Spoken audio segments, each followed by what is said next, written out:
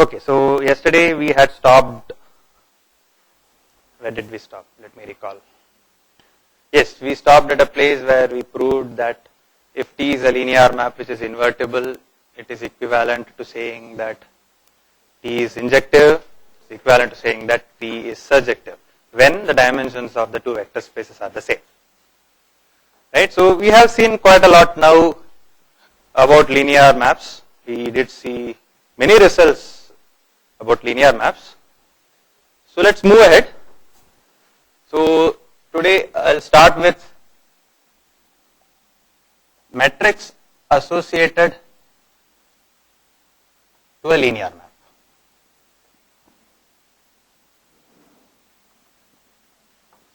So as the name suggests, we can associate a matrix to every linear map.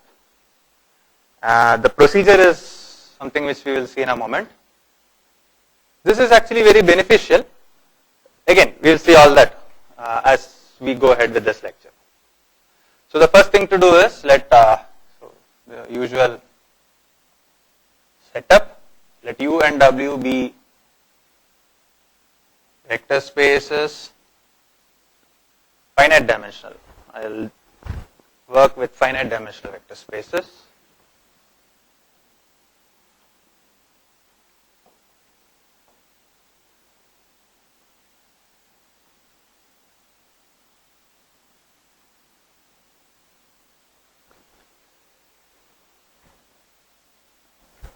Okay, and let T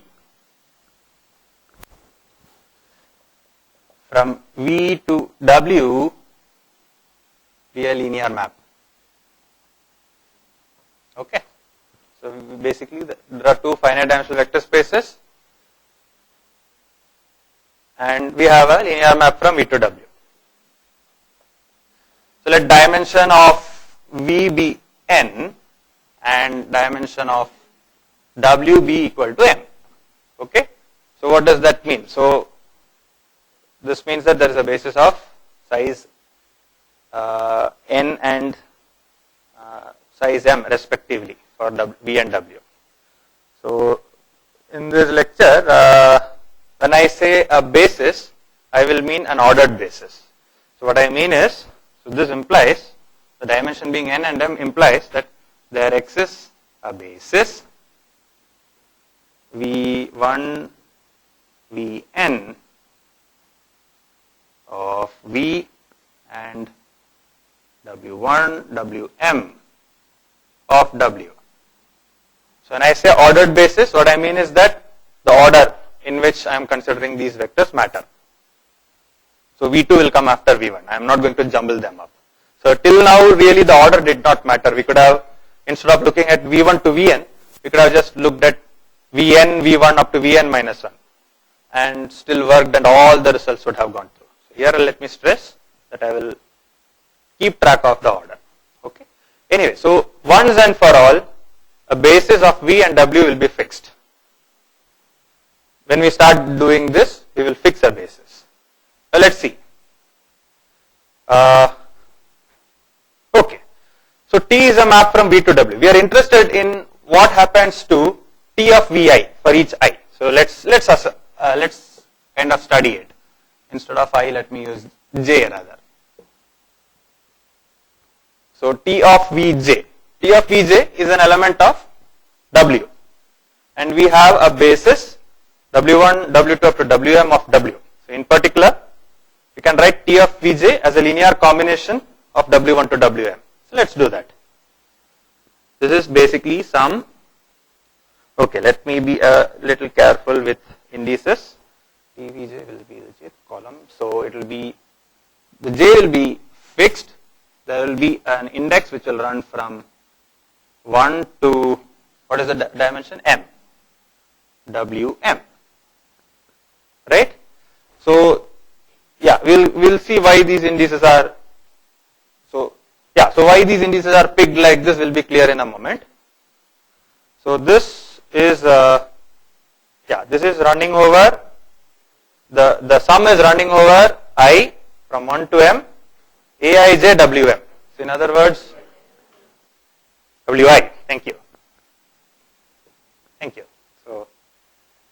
what are we doing here? We are looking at, so the moment we have fixed these bases, what does this mean? This means that T of Vj is something like A1j A I, is it correct? It's correct. A N M J, correct? With respect to the basis.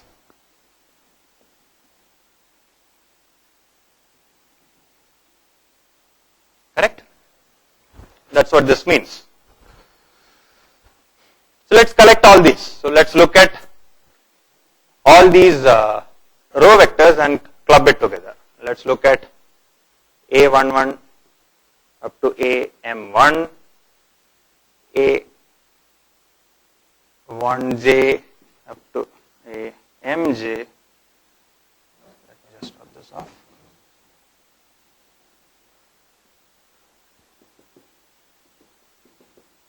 A1n up to AMN. Okay, let's look at this matrix. Let me call it M of T. Let's see why this is being called M of T. So this is a matrix M which is dependent on T. The coefficients are somehow related to T. So let's see how it's related to T more closely.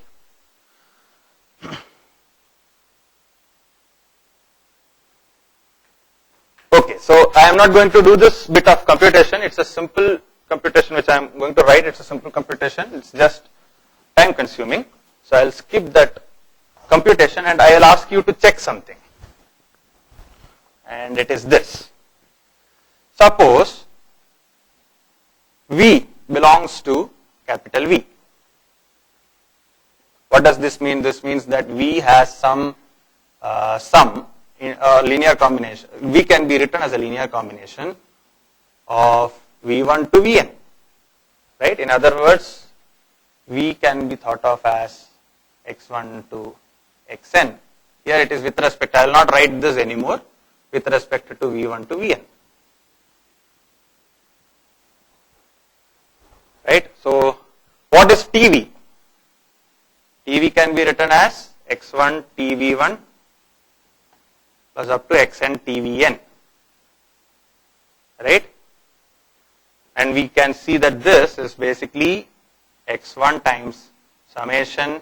So we had a formula for it, j. So this is 1 ij, I equal I1.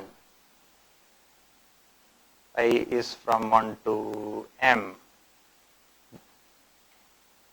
wi plus x2 times so on. Right? So this is TV1. So remember, I had written TVJ like this.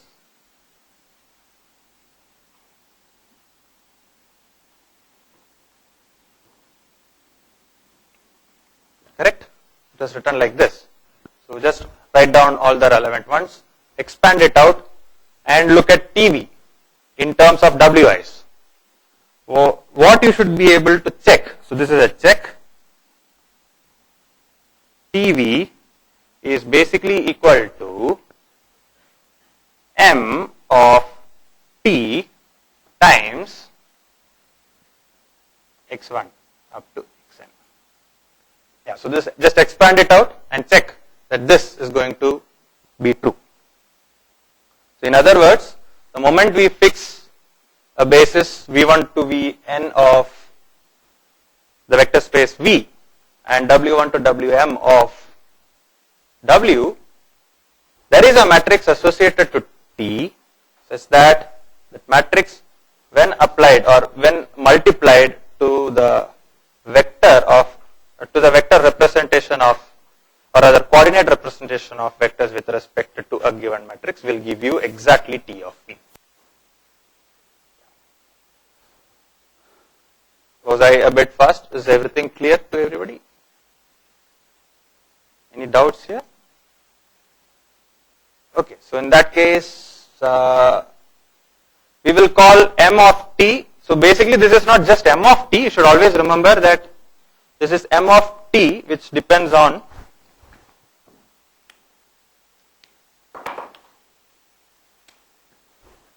this is actually M of t, V1 to Vm, this is way better, Vn,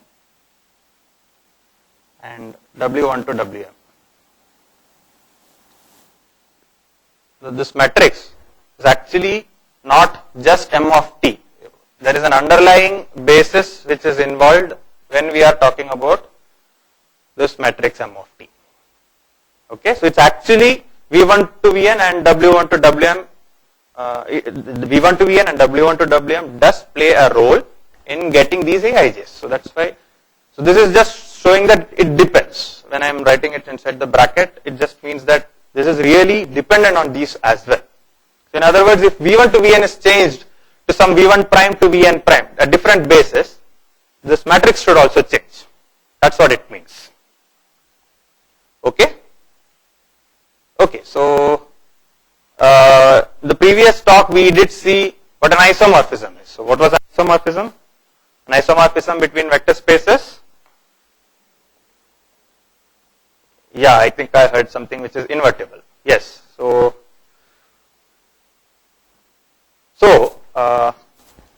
what does this say? For every t, there exists one matrix which represents it. Okay. So let me rub it. And I called it M of t, right? So in other words, I can think of M, this M, as some kind of a function. So M can be thought of as a function. So what is t? T is an linear map from V to W. In other words, t belongs to L of VW, right? This was the notation for the collection of all linear operators from V to W. We had introduced this notation yesterday. We are also seen that L of VW is a vector space. So T belongs to L of VW. And what is M of T? M of T is a matrix, right? And was a notation introduced? Anyway, I'll just, if I don't remember the exact notation, so let me just call it like this. M cross N of F. So what F is? The F can be either real or complex numbers depending on which field these vector spaces are defined over. So if V and W are vector spaces over R, we will put R here. If it is over C, we will put C here. Anyway, the point is that M cross N F is the collection of all matrices which have, it's a rectangular array, yeah. The matrices, M cross N matrices with entries from F. So in other words, M of T is an element here. So in other words, what are we doing? We are defining a map from L of VW into M cross N of F. Correct? What is that map? Map is simple. M of T is exactly what is written over there. So, yes, so this is an abstraction of the idea of associating a matrix to a given linear map.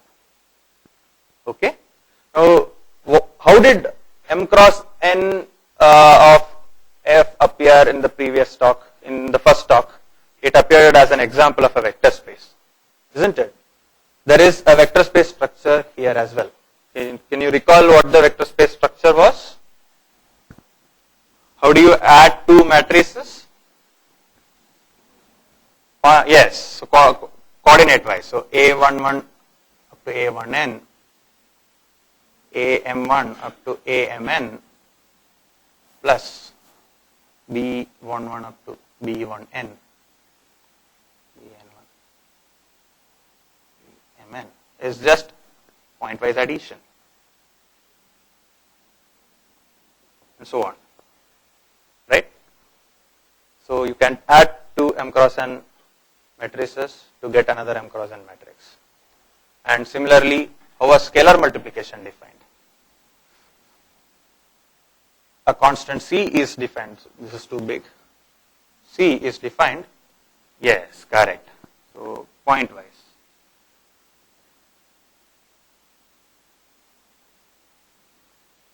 And so on.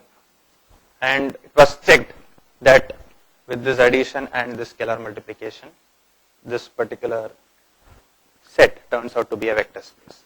So my claim now is M is an isomorphism here. So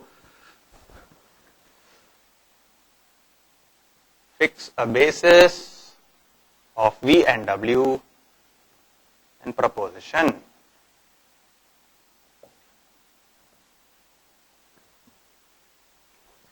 M defined as above is an isomorphism.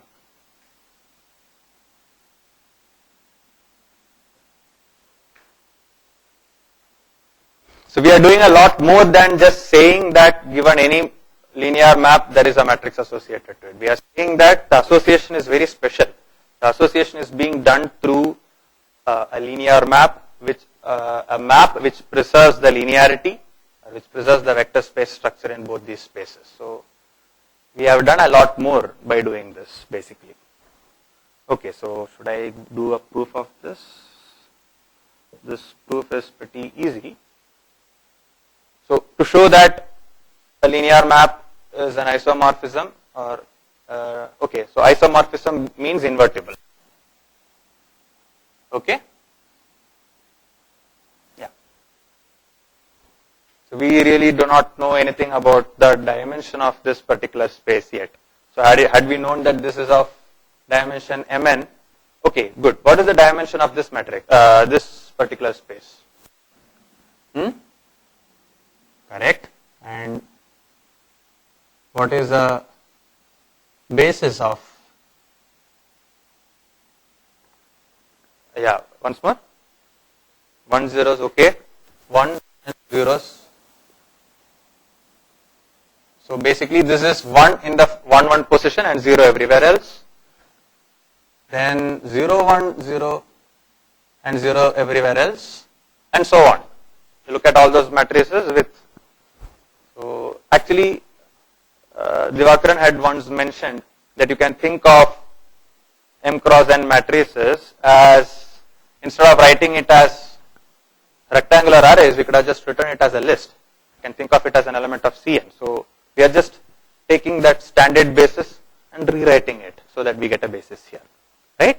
So did I make myself clear? Yeah, good. So this is a basis, and we can count and see that there are Mn such matrices. So we know that the dimension of this particular space is Mn, but we really do not know about the dimension of this space yet. So we really have to check that it is invertible. And yesterday one of the propositions that we did was that M is invertible if and only if it's both injective and surjective, right? Yeah. So want to show that M is injective and surjective.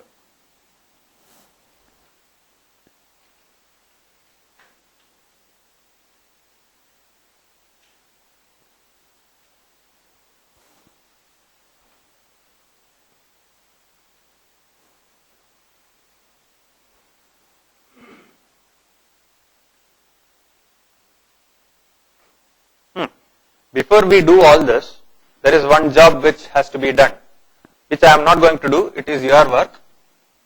Check that M is well defined. So what is well defined?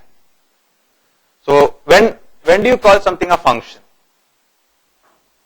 If there are two matrices A and B such that M of t is equal to A and M of t is equal to B, then M is not well defined. A function should give only one value here given an element here, right? So well definedness is something. We actually just took a operator, it took a linear map here and associated a matrix to it. What is the guarantee that if there is, what is the guarantee that there does not exist another matrix which can be obtained in the similar way? Actually by construction it's well defined, but anyway, it's a check, this is something which you should do. Check that M is well defined. Okay, if you take another matrix, just backtrack through the calculations that were done to obtain this matrix. You will be able to see that given two different matrices, there exists at least one vector V, or in fact there exists at least one vector Vj, such that T Vj is not equal to S Vj, or rather, yeah. So when I say T Vj is S Vj, so what I mean is if M of T is A and M of T is also B, suppose this is how it is, then AV should be equal to BV for all V, isn't it? But if the matrices are different, you can find at least one V such that this does not happen. When I write here AV, BV, what I mean is V has a coordinate representation and you are doing matrix multiplication here. So we have checked that AV should be T of V. So you should be able to find some V such that AV is not equal to BV. That should prove it. Okay. So this is a check which is fairly easy, and we will see it in the tutorial if need be. Okay. So we will show that M is injective. Yeah. Actually both are pretty simple. So suppose there are two operators. Suppose not operators, linear map. Suppose T from V to W, an element here, and S from V to W. So let me write it, or S comma T belonging to L of V comma W. Suppose we have two such linear maps such that M of T is equal to S dot T. I am just writing short form for such that this is the case. M of T is equal to M of S. Let's assume. Then what does it mean? Oh, good. So before that, linearity is again something which actually follows from definition. So I will give that also as an exercise. So before that, check M is linear. So that is easy. Why? T plus S of V is basically T of V plus S of V. Write down T plus S of Vk for each basis vector. Check that it will split and you can write it as the sum of matrices. So linearity can be easily checked again from definitions. Everything can be checked easily from definitions. I just don't want to do it right now. Sorry. It's going to take a lot of time for me unnecessarily. It can be done by you easily. So I'll just do those things which can be done quickly because I want to move on. Yeah, so linearity can be checked. Similarly, scalar multiplication can also be checked. And finally, what remains is to just see that it is an isomorphism. In other words, you just have to show that it is injective and it is surjective. This also follows directly from the definition. Once we have checked that it is linear, he is laughing because I am saying everything follows from definition. But it is true. Because if this is linear, this is basically saying that M of T minus S is 0. Right? And 0, what does this mean? This is the 0 matrix. Every entry is 0. But what does the 0 matrix give us as an operator? It is just going to give us the 0 operator. You apply the 0 matrix to any vector, it will give us the 0 vector. In other words, it's the 0 map. And what is the 0 map here? It is 0 map. Okay, let me call it 0 as the 0 map. This is all tautological. That's the problem. So this is basically implying that T minus S is equal to 0 by the very definition. And hence T is equal to S. This will hence be injective. Surjectivity. Given any matrix of this form, so this proves injectivity. And for surjectivity, what do we have to do? We have to take a matrix here, show that it is the image of some linear map. It's also fairly simple. Take a matrix like this. Any matrix will look like this. So let's call that matrix A to be A11 up to A1 n, AM1 up to AMN, right? But we started off with fixing a basis of V and W. So every vector of V will have a representation of the form V1 up to Vn, and we know what matrix multiplication is. So let's define a map T of V to be A times V, which is equal to this map. What is this map? Let me just write it so that there is at least something which I write down. Plus A1n. Okay, thank you. It will be confusing. It's not V1 to Vn, x1 to xn. Yeah, it just didn't run through my head. It's better to call it x1 to xn, am1 x1 plus up to amn xn. Define this. So this is a vector in W, which is a coordinate representation in terms of the basis W1 to Wm. So this, okay, matrix multiplication is linear is also something which has already been checked, I think, when examples of linear maps were introduced. So this is a linear map, and M of T, as you can check, will turn out to be exactly this matrix. Check again that M of T is equal to A. Hence it is surjective as well. So what does this mean? This means that M is an isomorphism. Right? This implies M is an isomorphism.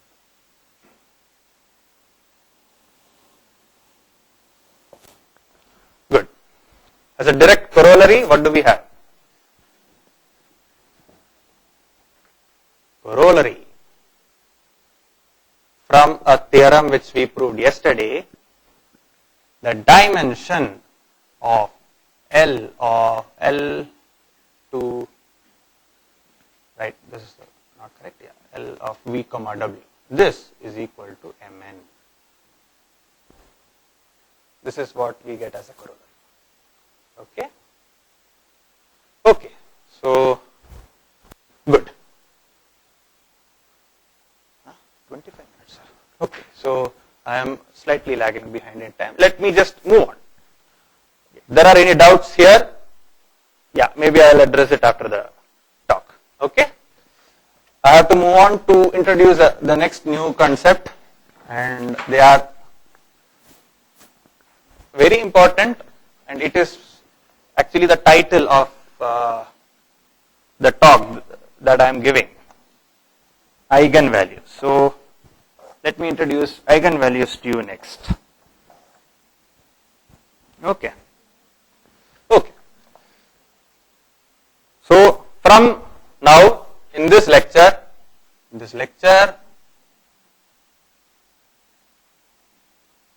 we shall only consider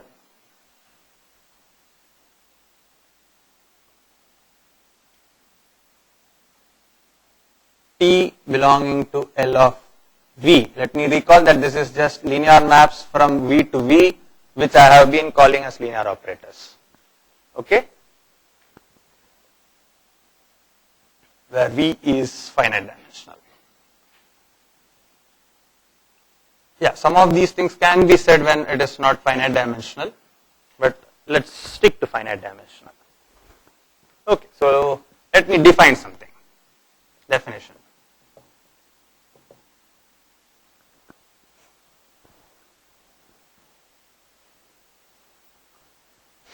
Okay, so a subspace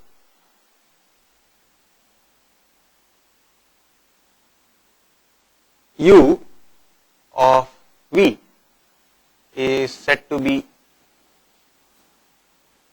okay, before that I have to fix a linear operator.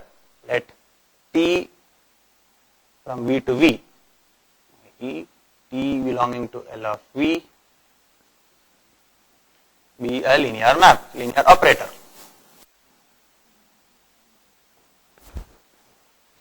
A subspace U contained in V is said to be invariant under T if there exists, no, if the following is satisfied. If T of U belongs to U whenever U belongs to U. So what does this mean? So what it means is that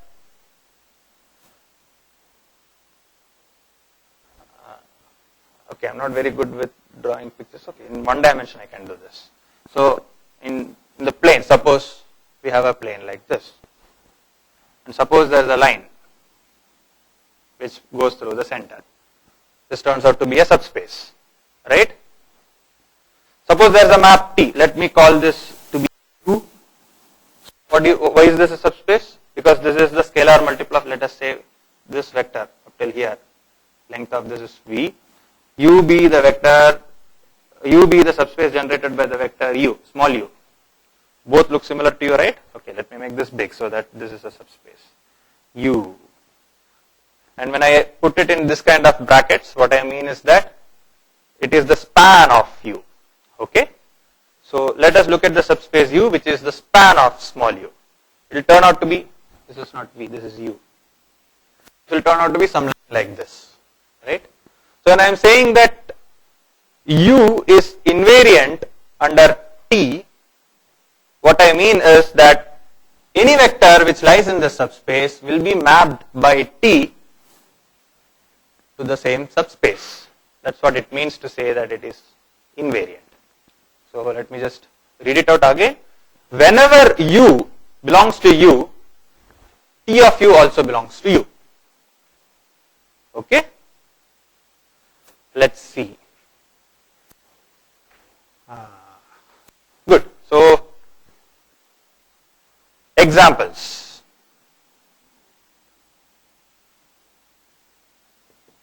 Null space of a operator T is invariant under T. Okay, so let me just underline it till here, because the invariance depends on the operator T. So invariance is not a independent concept. We can speak about invariance only when there is an operator involved in the story. So given an operator T, the null space of that operator is invariant under T. So let me quickly show you why. Suppose V belongs to null space. What does this mean? T of V is equal to 0. So question. Does 0 belong to null space of T? We showed already that null space of T is a subspace. Every subspace has 0 in it. So in other words, 0 does belong to the null space of T. So whenever V belongs to the null space, T of V, which incidentally is 0 here, also belongs to the null space. Hence, null space of T is hence invariant given any operator.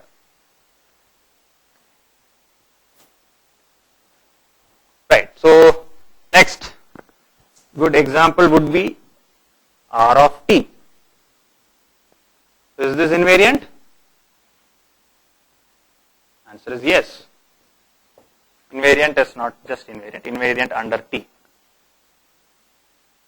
You should understand that it can very well happen that a given subspace is invariant under one operator, but it is not invariant under another operator.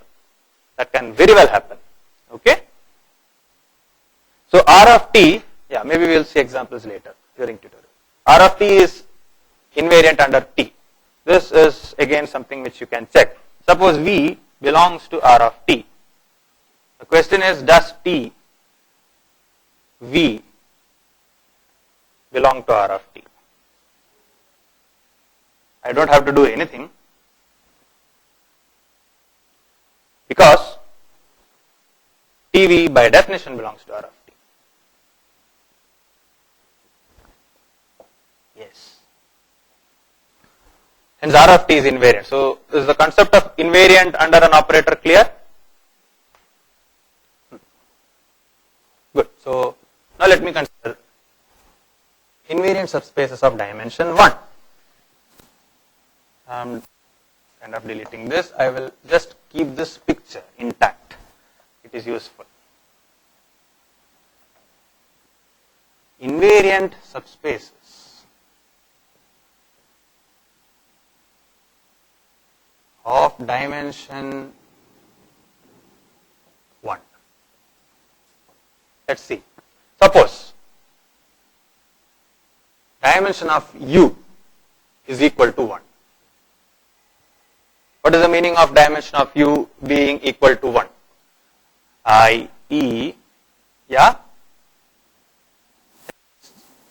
spanned by one element, right? So what does this look like? This is the space of all C times U where C belongs to F. Correct? It could either be real numbers or complex numbers. So we'll keep that door open as of now. So this basically means that U is C times U for C belonging to elements of F. What does it mean to demand that U is invariant under T? So in other words, let's see. There's a U here. Let's see what is TU. What happens to TU? TU again belongs to this subspace. Correct? So if U, this is the subspace, yeah, so let me write it big. Big, yeah. If U is invariant under T, what does it mean? TU belongs to U for every U in U. That is how an invariant subspace was defined. So in other words, TU belongs to U, but every element of U, capital U, will look like something here, right? Because that is how U is defined. It's a one-dimensional subspace. It's the span small u. So every element will look like something where C is in F. So in other words, TU will be something like, let me not use C, let me use lambda times small u. That's what it means to say that U is invariant under the linear map T. Correct? So what does it say? It says that U is being taken and it will scale it and send it to something like lambda times U.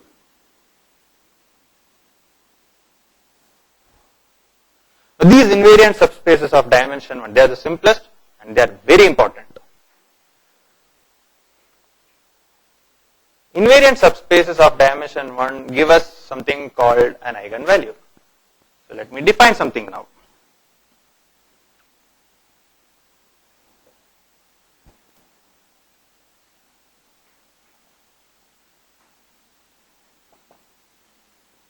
What is the definition? So a priori, to begin with, the small u has to be non-zero, because otherwise the dimension of this subspace will turn out to be 0. So we are demanding that small u be non-zero.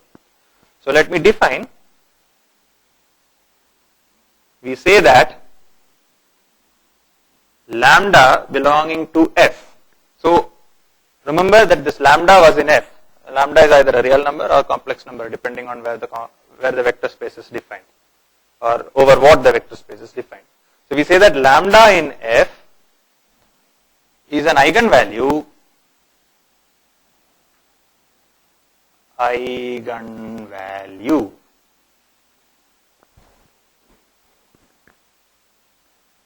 if there exists a non-zero vector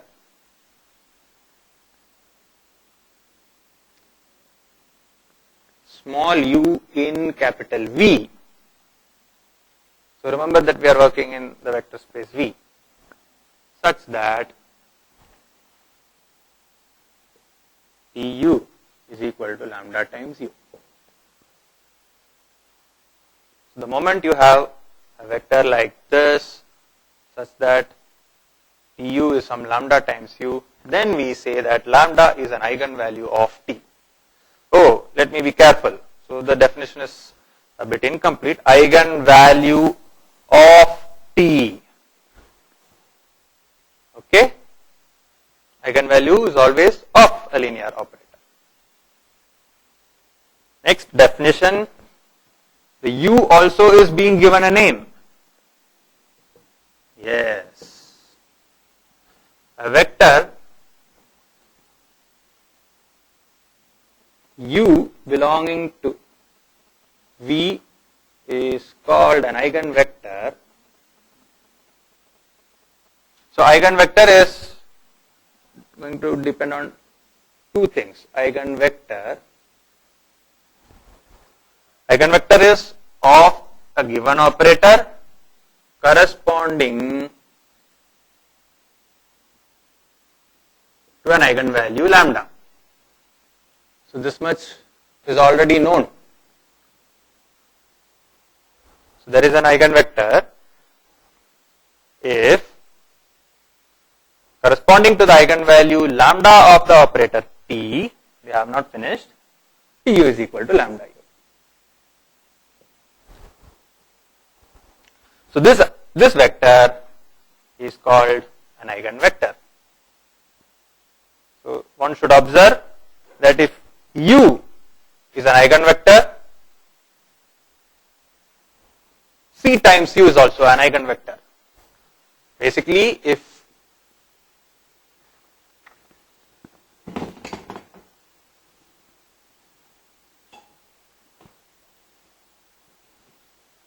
u is an eigenvector,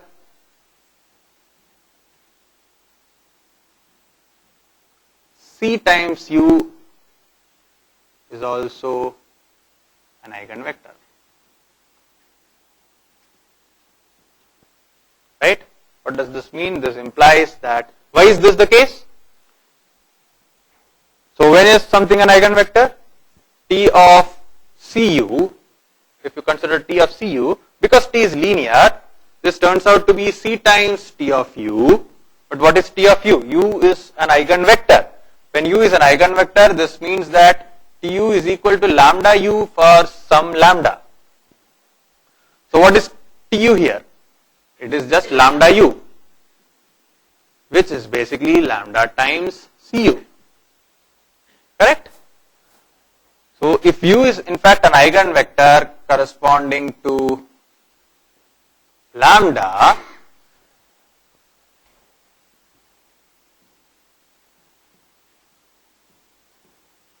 both are, say, that if we started off with an eigenvector which is corresponding to an eigenvalue lambda, then Cu is also an eigenvector corresponding to lambda. This is the verification. What does that mean? That means that the one-dimensional subspace generated by U is invariant under T. This is an equivalent concept, demanding that a one-dimensional subspace, this is ease, okay? Demanding that a one-dimensional subspace is invariant under an operator is the same as saying that there is an eigenvalue. So this is a geometric way of looking at the concept of eigenvalue. This is a very algebraic way of looking at the concept of eigenvalue. Okay?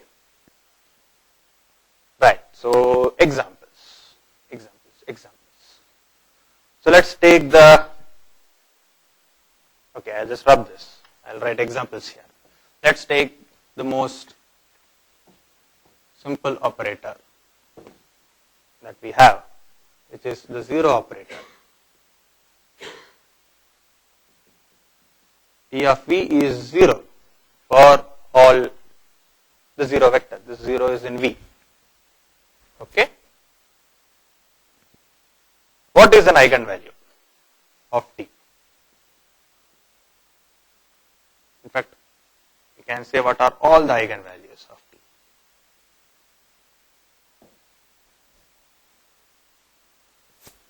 So for some scalar lambda to be an eigenvalue, there should be a vector V such that, there should be a vector U such that Tu is equal to lambda U. Right? So what is happening here? You take any vector V, it's being mapped to 0. Let me ask you, what is 0 acting on V? What is 0 acting on V. Here 0 is the scalar, so to just say the difference between this 0 and this 0, this was a vector to begin with, it belonged to V, and this is a scalar. So what is a scalar acting on V? Remember that when we defined vector spaces, there was one condition which said that 0 acts on a vector to give, that was not explicitly mentioned. However, we can very easily check that 0 acting on V is 0, because this is basically 0 plus 0 acting on V, which is 0 acting on V plus 0 acting on V, which implies 0 acting on V is 0. Right? So this is basically 0 acting on V. That means 0 is an eigenvalue.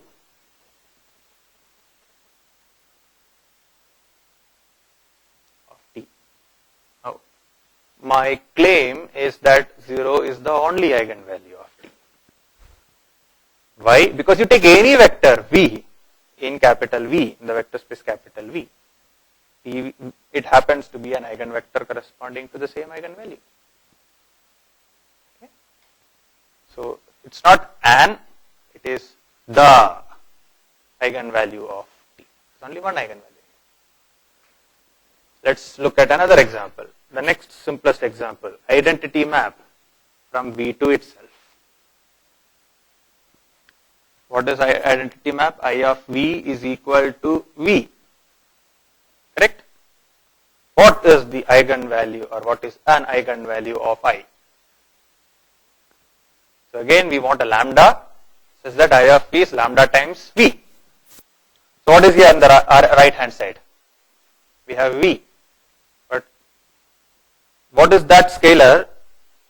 1. Good. So this is basically equal to 1 dot V. Correct? So in other words, 1 turns out to be an eigenvalue of I. This is 1, okay? In fact, just like the argument which we gave here, there is only one eigenvalue for I. You take any vector V in the vector space V, it turns out to be an eigenvector corresponding to 1. So there is only one eigenvalue here. Every vector is actually an eigenvector corresponding to 1. So there is nothing left for any other scalar. Okay? Okay, so let me define one more operator, something like A times, maybe lambda times I. Okay, this is an operator. So L of V is a vector space. So the moment we have a linear operator here, a constant times that linear operator is also a linear operator, and basically by definition this is lambda I of V is basically lambda acting on IV, which is equal to lambda V, right? And this is true for all V. So what is an eigenvalue for this vector, this particular operator? Lambda. So this is the lambda is the eigenvalue. There is only one eigenvalue here. Let me give you more examples. It is very much possible that there are vector spaces over say real numbers, and there is at least one operator, there is a particular operator, there are many actually operators which do not have eigenvalues at all. Let's see one example.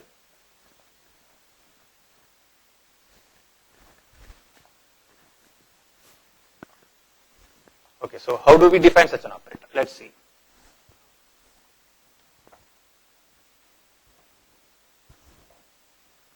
Suppose we have R2. Okay. Every vector, so this is something like x comma y. This is x comma y. Let me rotate it 90 degrees. This is 90 degrees. Okay. So what do you get here? What will be this? This will be something like minus of y comma x, right? 1 0 0 1 minus 1 0, correct. Check, okay. So basically xy is being sent to minus of y comma x. Look at this map. Consider T from R2 to R. Huh? Hey, that's okay.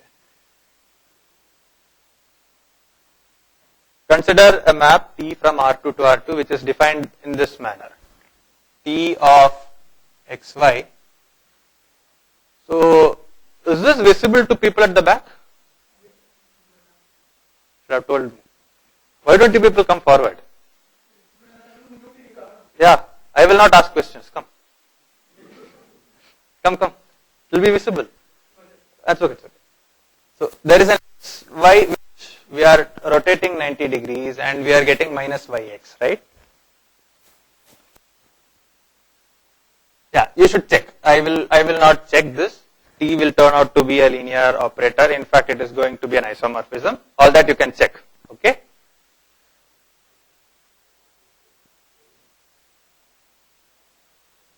Now, minus xy is not going to be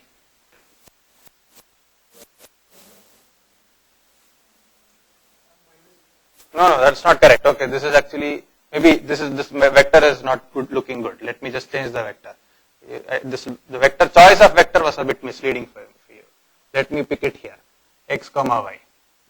Okay.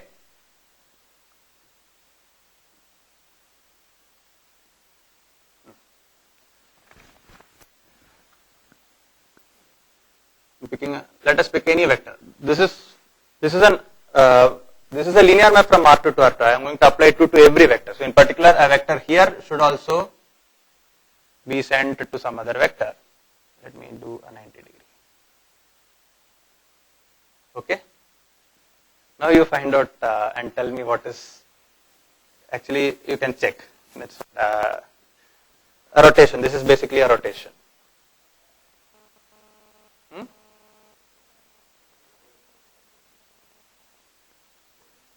Okay, let's see. What is 1 0? Oh, this is 1 0, right? I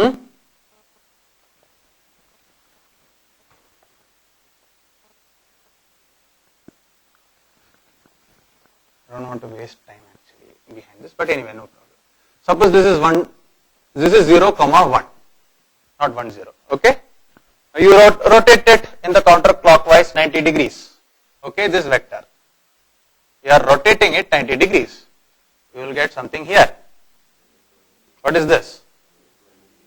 This is not 0 minus 1. This is minus 1 0. Right? You check. Actually, it can be checked. It's simple calculations. You take any xy. If you rotate it 90 degree, it will turn out to be minus y comma x. Okay. This is basically by going into the polar coordinates, you can check. Okay. Yeah. Anyway, the explicit formula is not important. My intention is just to show that this particular operator cannot have an eigenvalue. Why? Because if there is some eigenvalue, that means that there is a non-zero eigenvector. You take any vector. So let me rub this. In fact, 90 degrees is not important. If I just rotate even a bit, that is enough. I take any vector and I just rotate it a bit.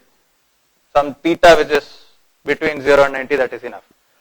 So this vector, or rather this vector will be sent, or rather this vector will be sent to this vector.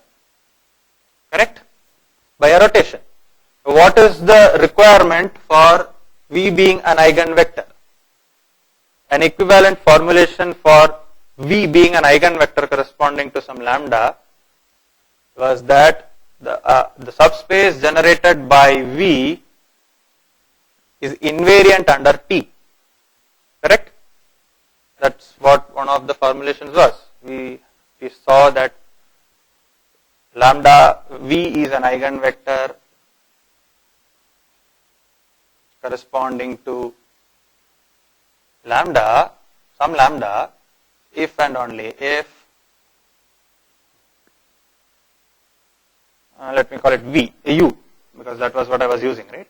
Capital U, which is span of U is invariant under T. This is what we had given as an equivalent formulation. In other words, if V is being taken, T of V should be in the same vector subspace. But what is happening here? You take any vector, we are actually rotating it 90 degrees. It can never lie in the same vector space. So in other words, there does not exist any vector V and any lambda such that TV is equal to lambda times V. If you go back to the definition of an eigenvalue, we did demand that lambda is an eigenvalue if there exists a non-zero vector such that TV is equal to lambda V. So we really cannot say that T of 0 is equal to 0, hence 0 is an eigenvalue. We cannot say that. We need to see that there is some non-zero vector such that TV is equal to lambda V. Okay? So 0 is an eigen value in this particular operator. 0 is not an eigenvalue in this particular operator. Should remember that. Okay? Yeah. So this is an example of an operator which does not have. So let me just.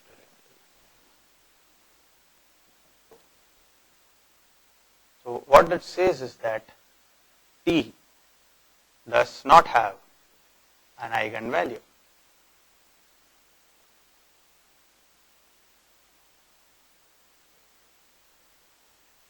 Okay.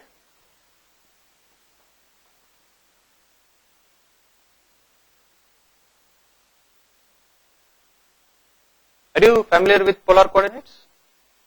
If you are, then you can see that this basically is r cos theta, r sin theta being sent to r cos theta plus pi by 2, r sin theta plus pi by 2.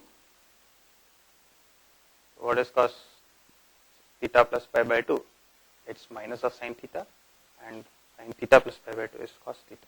So this is going to be sent to minus of r sin theta, r cos theta.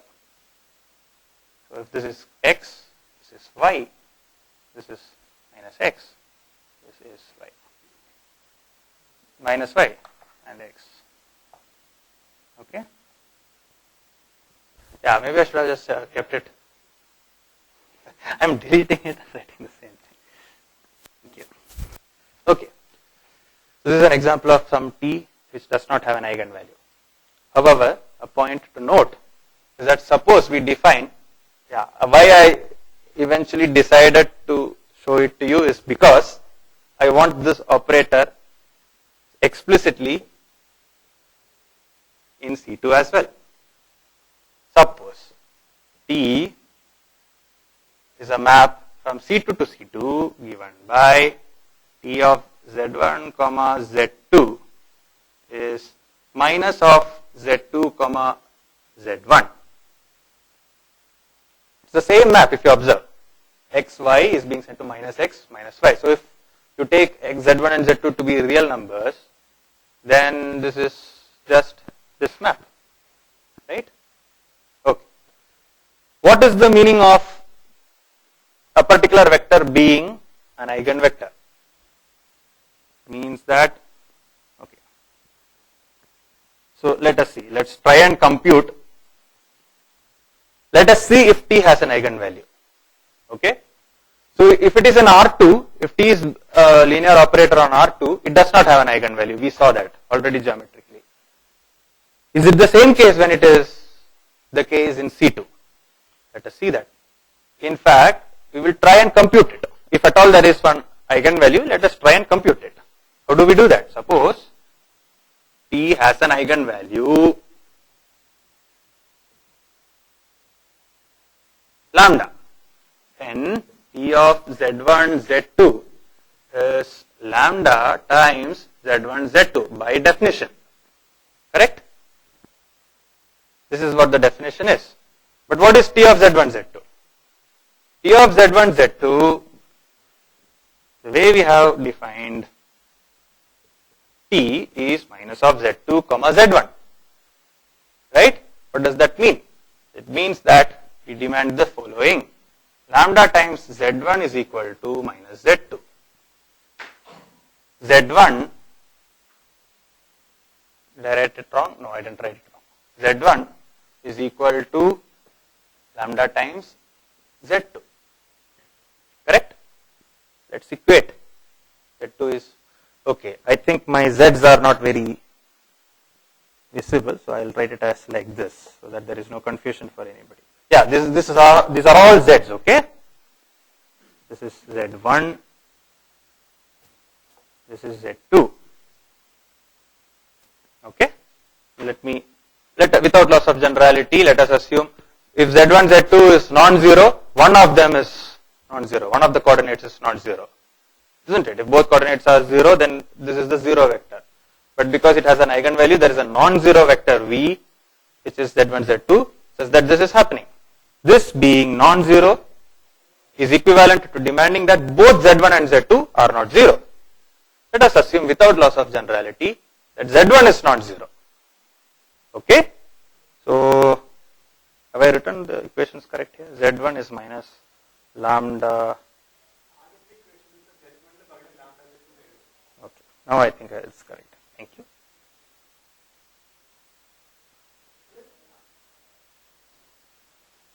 Okay.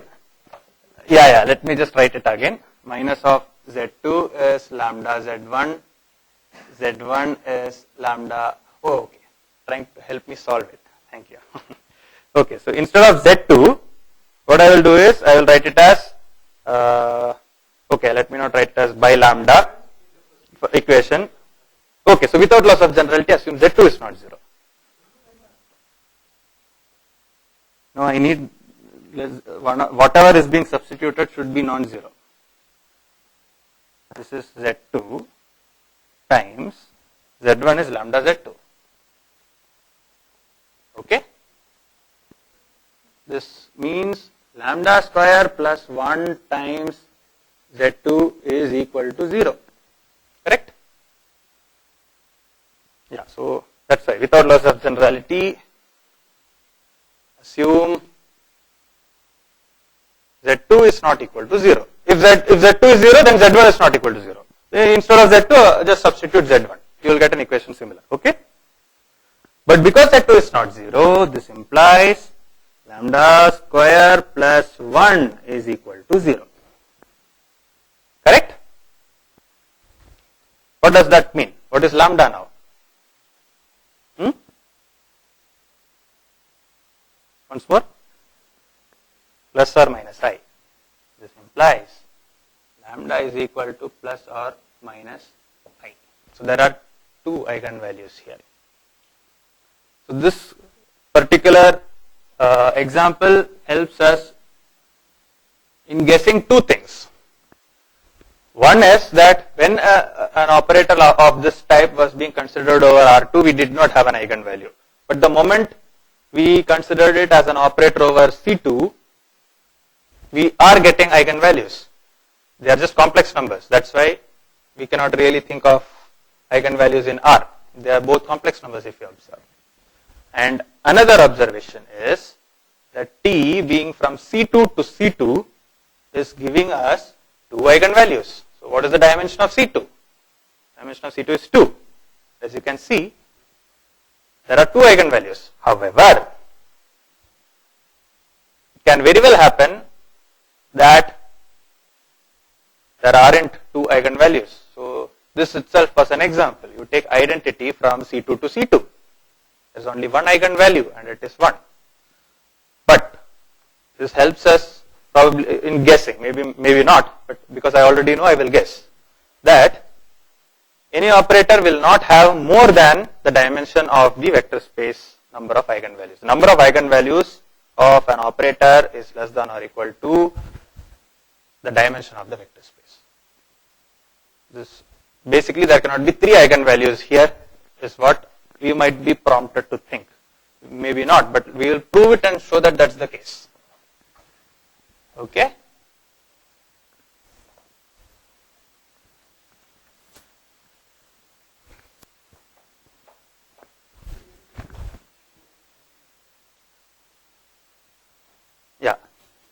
it's an exercise. I am already crossing 11. So I will give two results right now which I will not prove because of lack of time. So one is the following theorem or proposition. If lambda 1 up to lambda m are distinct eigenvalues of T belonging to L of V,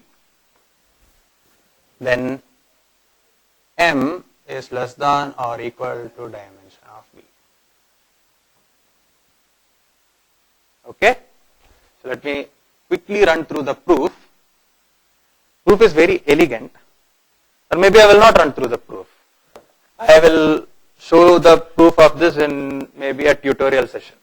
Okay? If there are distinct eigenvalues lambda 1 up to lambda m, then m should be less than or equal to the dimension of V. That's what I was trying to say there. There's a very elegant proof of this. We'll come to that if we have time later. And another very important theorem which you should always remember, which also has a very elegant proof, which might be, the theorem might be something which you would have seen, but this is a different proof actually which I was planning to give. What is it? Every linear map T from V to V, where V is a finite dimensional vector space over the complex numbers.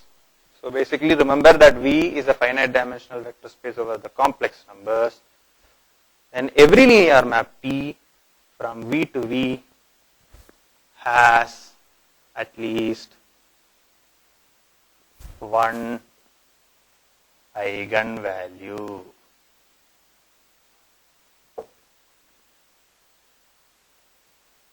If there is time later during the tutorial session, we will see a proof of both these results. There are many proofs.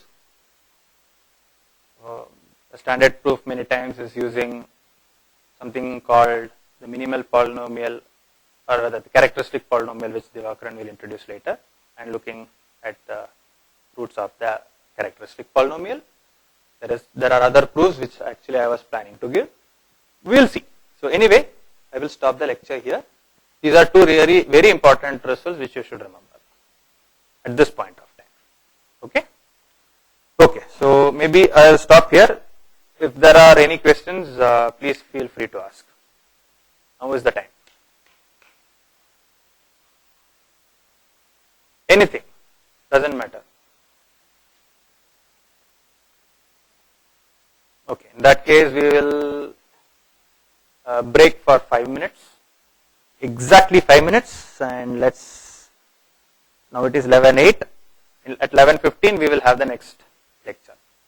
Okay? Yeah.